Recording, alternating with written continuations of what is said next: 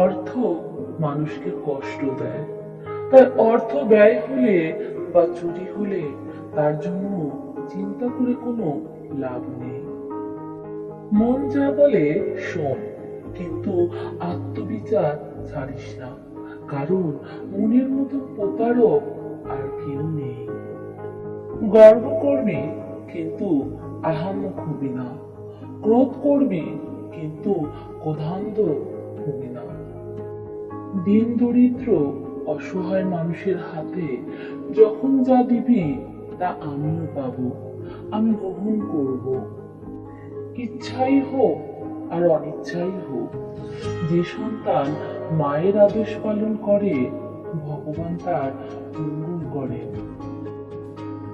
তোরা আমার চরণ ধরিস না, আমার আচরণ ধর। প্রতিদিন কাজ শেষে ঘুমাবার আগে সারাদিন কি কি করেছো সেটা একবার ভাববে।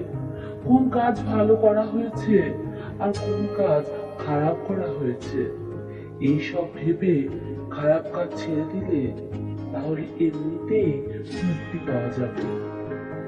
বিদ্যা, তপস্যা, ইন্দ্রিয় সংযম ও লোক পরিত্যাগ ছাড়া কেউই শান্তি লাভ করতে পারে না। অহং চলে গেলে নিজের মনে নিজের ভূমি হয়, সৎ ও অসৎ বিচার আসে। জ্ঞানের সঙ্গে ভক্তির মণিকাঞ্চন যোগ হলে শ্রদ্ধা হবে তোদের আশ্রয়, শ্রদ্ধা হবে তোদের বান্ধব এবং শ্রদ্ধাই হবে তোদের পাথেয়।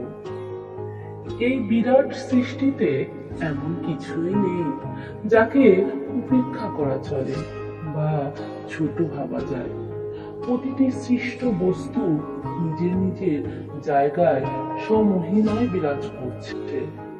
অন্ধ সমাজ চোখ থাকতেও অন্ধের মতো চলছে।